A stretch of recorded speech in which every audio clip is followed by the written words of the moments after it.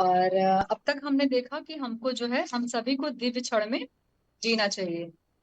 अब तक हमने कई बार अपने आप को बताया, तो वैस ने कई बार हम लोग को नॉक किया, या जो भी हमें स्टोरीज इस न्यू बुक से हमें मिलती गई, उससे हमें ये पता चला कि हमें दीवार के पीछे रहना है, साक्षी भाव में रहना है।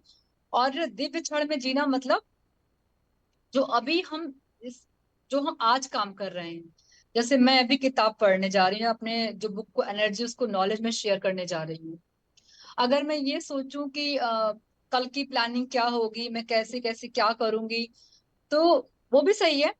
लेकिन अगर उसका और अच्छा रिजल्ट देखना है, आप तैयारी करके रखिए, लेकिन क्या होगा कैसे होगा इतना कुछ नहीं सोचना है। तो जो चीज जैसे आ रही है हमें उसी वक्त उसको सिर्फ देखना है। ये जब मैंने पहली बार जब इसको मैंने महसूस किया तो मुझे कुछ अजीब लगा कि दिव्य क्षण में हाउ इज इट पॉसिबल, हम कैसे जो चीज हम हमेशा से करते आए हैं, कि प्लानिंग करते आए हैं, सोचते आए हैं, थिंकिंग ओवर करते आए हैं, वो कैसे हम एक दिन में कंप्लीट कर पाएंगे। बट ये संभव नहीं है।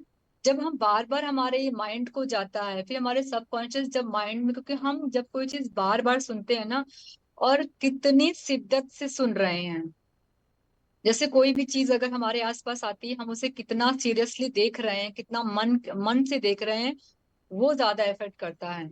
तो दिव्य क्षण में जीना जब मैंने इसको महसूस किया कि थोड़ा टफ था, क्योंकि मेरा वो फेज वैसा नहीं था, मैं वैसे चलती नहीं थी, लेकिन अब मैं ऑलमोस्ट दिव्य क्षण में रहती हूँ। कि हाँ चलो अभी इसको ऐसे ही मेरा अभी मान लो कोई ऐसी बात आई मुझे अंदर से, मुझे कुछ गलत फील हो रहा था, तो मैं सोचती हूँ चलो ठीक है, जब वो समय आएगा तो हम उस टाइम पे वो चीज देखेंगे। और वो कह रहे हैं कि जब हम दिव्य क्षण में रहते हैं तो डीएनए के निर्माण में बदलाव आ जाते हैं। डीएनए हम सबको पता है कि हम मैं बहुत क्या बोलते हैं, टेक्निकल टेक्निकल फॉर्म में नहीं बताऊंगी, क्रोमोसोम्स हैं या उसमें जो भी आपके क्या बोलते हैं, जीटी है, एटी है ना, एडनिन कौन, मैं तुम्हें इतना ब्रीफली नहीं बताऊंगी, बस सिंपल बताऊंगी। डीएनए हमारा क्या होता है, पूरा इंफॉर्मेशन लेके रखता है, हर एक चीज की इंफॉर्मेशन मिलती जाती है। तो जैसे ही हम अपनी जिंदगी जीते हैं, जैसे ही अपना हम सोचते हैं, वो सारी इंफॉर्मेशन हमारे सेल्स में चली जाती हैं। फिर वो सेल्स हमारी बॉडी को वैसे रिप्रेजेंट करना शुरू कर देती हैं। जैसे कोई इंसान अचानक से बहुत खराब लगने लगा, या उसकी बॉडी सरफेस पे या सोच के विचार पे कुछ चेंज आया, तो इसका मतलब आप चेक कर सकते हो उसका थिंकिंग पैटर्न क्या, उसका फूड पैटर्न क्या, वो क्या सोचता है। वो सब हमारे डीएनए इंफॉर्मेशन लेके अंदर सब टाइप कर देते हैं। और जैसे जैसे हम उसमें और गहराई में और ज्यादा इंटेंस होकर चीजों को अंदर डालते जाएंगे, वो हमारी चीजें फिर वैसे प्रेजेंट होती जाएगी। तो वही कह रहे हैं कि अगर हम दिव्य क्षण में जीते हैं तो होता क्या है कि हमारे जितने एनर्जी सेंटर्स हैं, जितने हमारे चक्रास हैं, हमारे 6 चक्रा हैं, उसके बाद फिर एक आधार चक्र, इसको पूरा एक प्रकार से बैलेंस होता है। फिर जब हम दिव्य क्षण में रहना शुरू करते हैं ना, तो क्या होता है कि वो सारे चक्रास हमारे बैलेंस होना शुरू हो जाते हैं। जब वो बैलेंस हो जाएगा तो क्या कमाल कर पाओगे आपको भी नहीं पता है। और यहाँ तक का तो वैस ये बता रहे हैं कि जब ये डीएनए में जब बदलाव आते हैं, कह रहे हैं कि उसमें हमारे जो हमारा ब्लड सेल्स है ना, ब्लड सेल्स भी हमारा बहुत चेंज होता है। वाइट वाइट जो हमारी आरबीसीज हैं, वो भी उसका बैलेंस भी आपको अलग दिखेगा। फिर हमारा इम्यून सिस्टम को और स्ट्रॉन्ग करने के लिए बहुत सारे बॉडी में चेंजेस होते हैं। जब चेंज हो गया तो इसका मतलब अभी है कि आपकी बॉडी नई बन गई है, उसमें अब आप नई एनर्जी भर करके अपने फूड पैटर्न को चेंज कर सकते हो, अपने थिंकिंग पैटर्न को चेंज करने का नतीजा आपने देख लिया। वो ये बता रहे हैं, फिर कह रहे हैं कि अब हो क्या रहा है कि हम जैसे ही अपनी डुअलिटी से, क्योंकि डुअलिटी तो रहेगी, आज भी रहेगी कल भी रहेगी, बस उस डुअलिटी को फेस करने का बस एक ही तोड़ है, एक ही अच्छा रास्ता है कि आप प्रेजेंट सिचुएशन में रहें। और प्रेजेंट सिचुएशन में रहने के लिए हमको शांत भाव में रहना है, बहुत ओवर थिंक नहीं करना है, क्या रिजल्ट होगा, कैसे, क्या प्लानिंग, क्या। थोड़ा टफ होता है, लेकिन जैसे जैसे हम अवेयरनेस की स्थिति में आएंगे, हम सब कुछ बदलाव कर सकते हैं। और वो कह रहे हैं कि इसी को हम क्या कर रहे हैं, न्यू एनर्जी में हम लोग इसी अवेयरनेस से एंट्री कर रहे हैं। तो हम लोग क्या हुए, जब हम अवेयरनेस में आ गए, दिव्य क्षण में यानी कि प्रेजेंट सिचुएशन में जीना आ गया, मन को शांत करना आ गया, डुअलिटी को एज अ सिचुएशन देखना आ गया, तो we are teacher of new energies. और कह रहे हैं कि इस तरीके से हम अपनी चीजों को क्लियर कर सकते हैं। अब आगे वो कह रहे हैं कि खामोशी से सृष्टि करना, यानी कि एकदम शांत भाव से जो चाहिए अब आप अपनी सृष्टि, अपना क्रिएशन करते जाइए। हम लोग कई बार सुने कि हम ही क्रिएटर हैं। अब जब हम क्रिएटर हो गए हैं तो इट्स मीन्स कि हम जो है बहुत शांत भाव में रह के जो चाहिए वैसा हम करते जाएंगे। आपको आपकी लाइफ में जो कुछ भी है, बीमारी है, कुछ रिश्ते खराब है, सब कुछ है, पहले हमें देखना पड़ेगा कि हमें हुआ क्या है। और हमें होने वाली चीजें हमारे थॉट में है, हमारे शब्दों में है। जब हम किसी से बात करो ना, पहले तो मैं ज्यादा ध्यान नहीं करती थी, मैं भी उनकी बातों में खो जाती थी। जैसे अब मैं कहीं गैदरिंग में, अभी मैं हाल ही में अपने नेफ्यू के सेरेमनी में गई थी, तो मैंने देखा कि एनर्जी कितनी बदलती है आपकी। जब आप बैठो, गौर करो और इसको फील करो तो बहुत कुछ दिखता है। अब पहले मुझे नहीं दिखता था। मुझे जब मैं वहां बैठी, लोगों से बात की, तो कुछ मेरे मन में चला, फिर मैंने कुछ वहां नोटिस किया।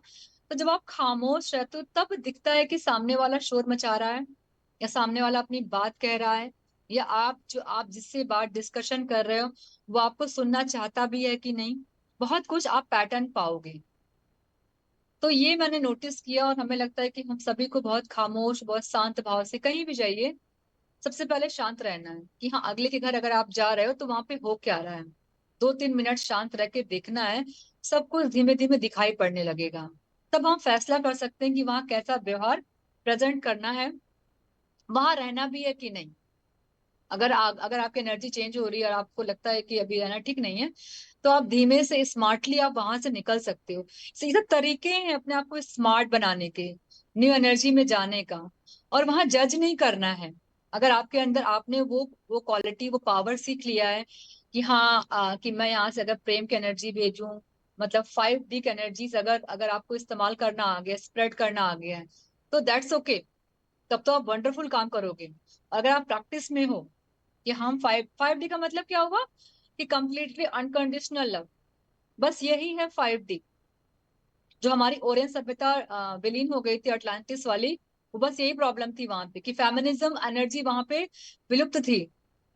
फेमिनिस्ट मतलब कि हमारी जो जो वहां पे स्त्री तत्व था, एक प्यार की भावना, एक सहानुभूति की भावना, वो वहां मिसिंग थी। वहां टेक्नोलॉजी बहुत हाई थी, मेल मेल पोर्शन, थॉट, विचार, है ना, पुरुषत्व की चीजें बहुत हाई टेक्निक्स में थी। बट लेकिन जो इससे तत्व था वहां पे विलीन था वो। इसीलिए 5D का सिर्फ और सिर्फ यही मतलब है, सिर्फ प्रेम और कंपैशन। और कोई इसमें नई, उसमें कुछ नया नहीं 5D में कि हमको झम में से कोई चीज गायब हो गई, थर्ड विजन दिख गया, हम इस लोग चले गए, वो चले गए। वो सब हम सब करके आ रहे हैं, कर रहे हैं। वो हमारे आज भी था, जब हमने जन्म, इतने जन्म लिए, हमारे पास सब कुछ था, हमें इस्तेमाल करना आया। कुछ कुछ ने इस्तेमाल किया, कुछ ने नहीं किया, वो सब है। लेकिन आज 5D में अगर हम प्रेजेंट सिचुएशन में जा रहे हैं, 5D का मतलब है सिर्फ और सिर्फ सिचुएशन को शांत भाव से देखना, आप क्या फील कर रहे हो। क्योंकि अब समय ऐसा है कि हमें किसी के आगे, कि मेरे ऊपर कोई हाथ रख दे, मेरी कोई हीलिंग कर दे, या मैं उस, या कोई कोई बहुत बड़ा मास्टर्स मेरे सामने आया है तो बस मुझसे बात करके मुझे ठीक कर दे, या बिना कहे मेरी बात को समझ जाए। अब वो सिचुएशन गई। जब हम आनापानसती ध्यान में आ गए, सबके साथ बैठ गए, तो हमें बैगिंग करने की जरूरत नहीं है।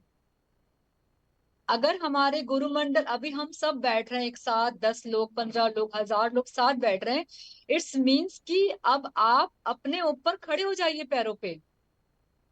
अगर अब नहीं खड़े होंगे तो अब जन्म कैसे मिले, फिर आप अगले जन्म की तैयारी कर रहे हो, समझ लो। क्योंकि अगर आपने इस टाइम पे अपने आप को खड़ा करना नहीं सीखा, गिरना है तो गिरो।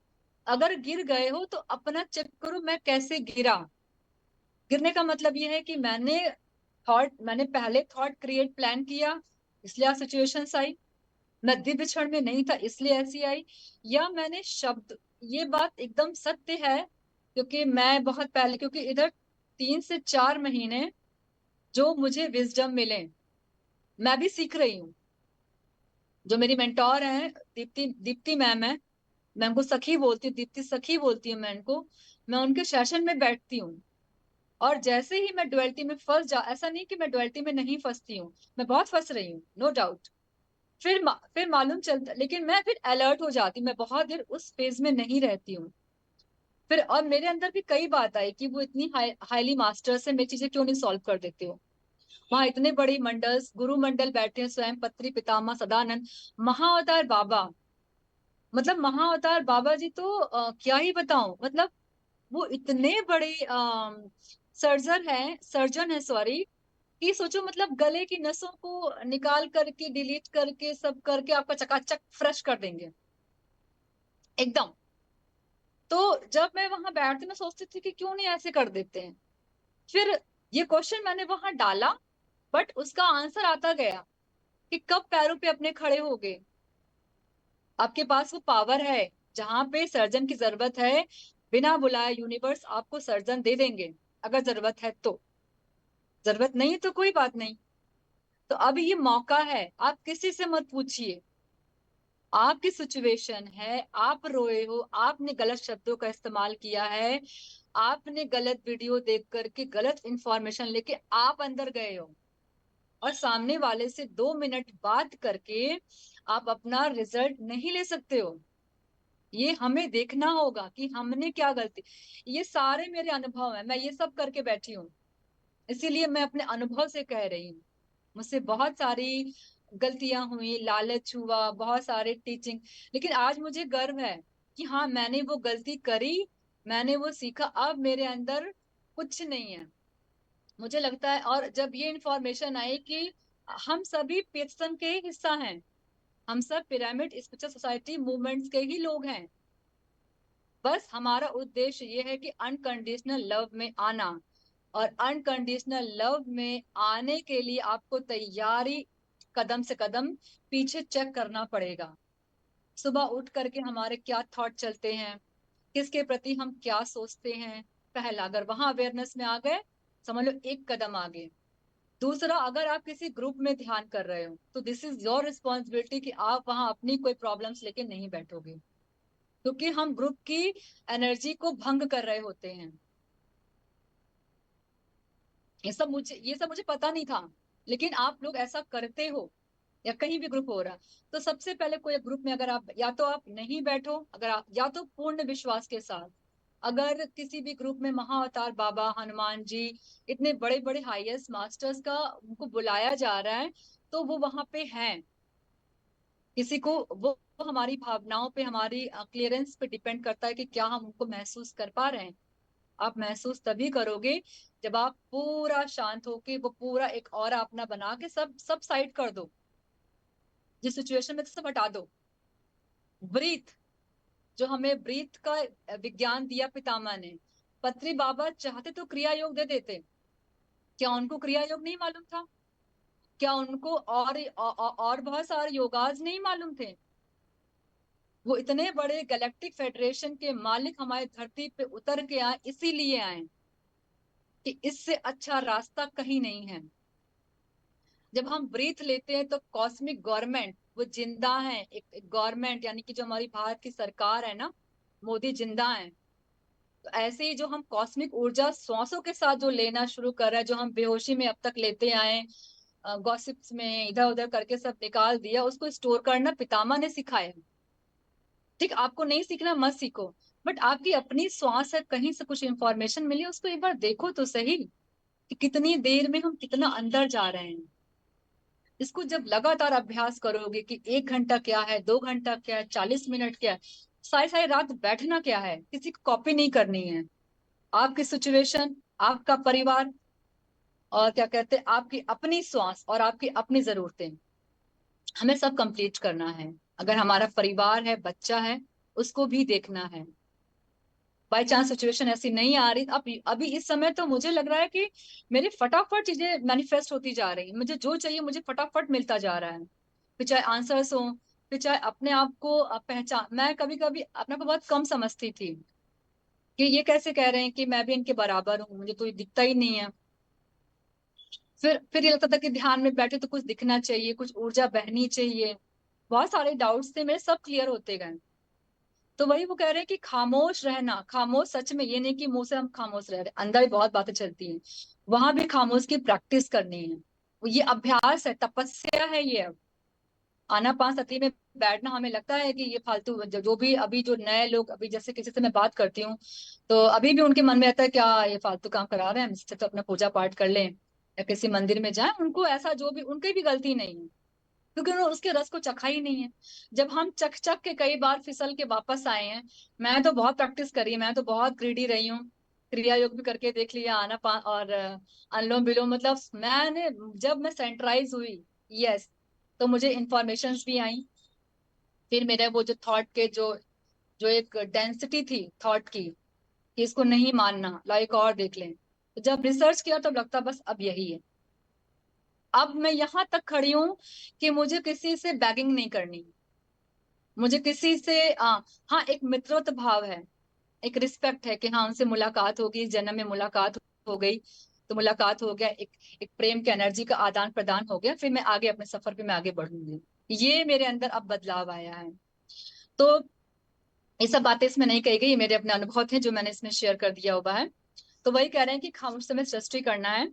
तो और एक बात और, ये बोल रहे हैं कि कर्मा वर्ड अब आप लोग डिलीट कर दीजिए। तो वैसे ये बहुत सुंदर बात, मुझे बहुत सुंदर लगा ये शब्द। कर्मा सोचते मन में तो नेगेटिव आ जाता है कि मेरे कर्म ऐसे होंगे, चलो कर्मा बैलेंस हो रहा, नो। वो ये कह रहे हैं कि अब आप कर्मा नहीं बोलेंगे, अब आप बोलेंगे परिस्थिति ऐसी आई, सिचुएशन आई। It's a very sweet word. अब आपको बोलना है कि परिस्थिति आई है, इसको हम बदल सकते हैं, चेंज कर सकते हैं। कभी मौका मिलेगा तो जो मैंने सीखा है जागो जोगी जागो ध्यान में, बहुत कुछ अच्छा सिखाया उन्होंने, तो कभी मौका मिलेगा तो हम जरूर यहाँ पे रिवीजन करेंगे। मैं भी प्रैक्टिस ही कर रही हूँ अभी उसको।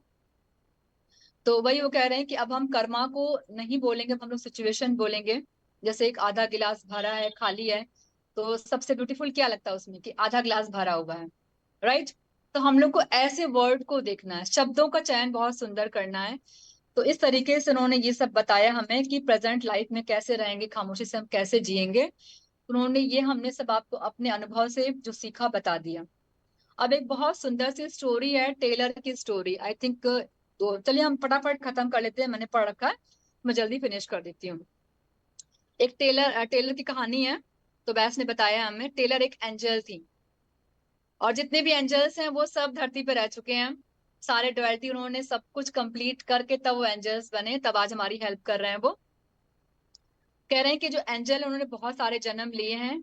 सबसे पहले जो उनका जन्म था वो था योद्धा की तरह, और वो एक स्वार्थी योद्धा की तरह पैदा हुई थी। उन्होंने कभी अच्छा बुरा नहीं सोचा, कभी देखा नहीं, उनको सिर्फ एक योद्धा बनना था। और योद्धा में वो खून कैसे बहता है इस हद तक उनको देखना था। तो और वो गुस्सा, वो डुअलिटी, वो पूरी डांस वाला, उन्होंने एक लाइफ ऐसे जिया। और काफी दिनों तक वो उनको बड़ा पसंद आया वो वाला, वो उसमें और दिन तक रही, तो उन्होंने काफी लाइफ योद्धा की तरह बिताया। फिर उन्होंने फिर एक जन्म उन्होंने लिया कि as a housewife. Housewife भी उन्होंने कैसा लिया, अलग ही तरीके का हाउस वाइफ लिया। बच्चे थे उनके घर में, हस्बैंड थे, तो वो बहुत प्रेम नहीं करती थी और अपने हस्बैंड से भी बहुत खुश नहीं थी। तो वो जो दूसरे आदमी होते उनके पास ज्यादा उनको जाना पसंद रहता था। तो इससे हुआ क्या कि वो परिवार में उनको रहना पसंद नहीं आया, तो उनके हस्बैंड ने उनके इस बिहेव को देख के आत्महत्या कर ली, सुसाइड कर लिया, मतलब उनके इस बिहेव से। तो हुआ क्या कि अब आत्महत्या तो हो गई, लेकिन जो ये सिचुएशन, जो एपिसोड हुआ ना, ये वाला एपिसोड उनके किताब में लिख दिया गया। जैसे हमारे आकाश रिकॉर्ड्स है ना, हम सबके रिकॉर्ड्स रखे हुए हैं, एग्रीमेंट सब कुछ करके रखा हुआ है। और आज जितने भी आप क्लासेस में बैठ रहे हो, ध्यान कर रहे हो, सबकी शीट तैयार हो रही है। ये सब इंफॉर्मेशन मुझे मिली तो मैंने कहा बता दूं मैं आप लोगों को, कि जितने भी मास्टर्स, जैसे आप बीएमसी पे आ रहे हो, तो जैसे जो भी हमारे सर बुला रहे हैं, आप जिनके संग कनेक्शन में हो, और जो भी वो हीलिंग हीलिंग करा रहे हैं, या जो भी उस समय जो ऊर्जा उतारते हैं वो, तो प्रॉपर सारे मास्टर्स की वो शीट तैयार होती है। और आप सबके मार्क्स लिखे जा रहे हैं कि किसको कौन सी चीजों में आगे जाना है, क्या बदलाव करना है। तो ये सब है। तो ऐसे ही जो हमारे टेलर एंजल्स हैं, इन्होंने फिर एक जन्म, हाँ, जब जब उनके हस्बैंड ने सुसाइड कर लिया, तो उसकी स्मरण उनकी आत्मा में रह गई, वो रिकॉर्डेड हो गया। फिर कह रहे हैं कि फिर उन्होंने एक जन्म आई के रूप में लिया, एक माँ के रूप में। तो वो मिठाई की शॉप पे रहती थी, और जो जो थोड़े गरीब बच्चे थे उनको अपने दुकान पे लगा करके उनसे ज्यादा काम कराती थी। और उनके बाकी सारे पैसे अपने पास रख लेती थी। वहां भी इन्होंने एक मतलब क्या ही इन्होंने लाइफ चूज करी एंजल बनने के लिए। ऐसा आगे भी उन्होंने बहुत अच्छे से क्लियर किया हुआ है। तो जब वो ऐसी आई बनी कि उनका पैसा भी, सारे बच्चों का पैसा मार ले रही थी, उसको नहीं दे रही थी खर्च करने के लिए, और अपने लिए वो एक स्मारक चिन्ह बनवाना चाहती थी, और जिसका भार उनकी आत्मा पर पड़ने पर भी उसको उन्होंने अ, हटा दिया, नहीं देखा। मतलब वो कुछ गलत कर रही थी तो उनकी जो हायर सेल्फ थी कहा कि नहीं करो, बट वो उसको सुन नहीं रही थी। तो ये हुआ। हाँ, फिर ये हमसे कह रहे हैं कि जब हम ऐसे काम करते हैं ना, स्वार्थ और लोभी वाली चीजें, तो उसका हमारी आत्मा पे भार पड़ता है। तब हमारी हायर सेल्फ को, या जब हम जहाँ जाते हैं, उनको फिर उनको वो नहीं चाहिए होता, वो आप थोड़ा सा गड़बड़ करके आते हो। अब चूंकि भाई हम गड़बड़ कर रहे हैं, हमारी हायर सेल्फ बता रहे हैं, हम तब भी नहीं सुनते हैं। अब धरती पे आए, कुछ ना कुछ तो मनमानी करेंगे ही। तो जो हमारी टेलर एंजल है वो भी ऐसे करी हुई हैं। फिर वो कह रही है कि फिर एक जन्म और लिया तो वो क्या बनी, न्यायपरायण माँ बाप की बेटी पैदा हुई। यहाँ से इन्होंने बहुत लाइफ अपनी चेंज करी। जब वो टीनेज में हुई तो एक शराबी बन गई। शराबी के बारे में मेरी थॉट बहुत पहले भी चेंज हो चुकी थी, और हमें लगता है कि आज टेलर के माध्यम से आप शराबी शराबी को लोग को सुनोगे तो आई थिंक आप लोग जज करना बंद कर दोगे। तो जब वो शराबी बनी तो उनका जो वाइब्रेशंस था वो बहुत गिर गया, वो प्रेम को नहीं समझ पाई, पूरा प्रेम से अलग हो गई, और अंदर बहुत दुखी रहने लगी। फिर अब चूंकि शराबी होता है सबसे लास्ट लो, जो शराबी समझ लो कि वो सबसे लोअर वाइब्रेशन में चला गया है, इसके अलावा कुछ नहीं होगा उसके साथ में। फिलहाल चूंकि वो अपने लाइफ प्लान करके आई थी, तो क्रिम्जन सर्कल जैसे हम सबको अभी ये आना पांच सत्य ध्यान मिल गया है ना, तो ऐसे टेलर को उस टाइम पे जो ऊर्जा उतरी थी, वो थी क्रिम्जन सर्कल मीटिंग, उनको मिला। वहां से उन्होंने अपनी लाइफ को चेंज किया, दूसरे के प्रेम को एक्सेप्ट किया। और जब लोगों ने बोला कि आप अपनी गिल्ट निकल, जो भी उन्होंने लाइफ में जो कुछ भी लेके आई थी वो बाहर आने लगा एज अ गिल्ट की तरह, फिर वो गिल्ट उनका निकलने लगा। जी बताएं सविता, सबिता।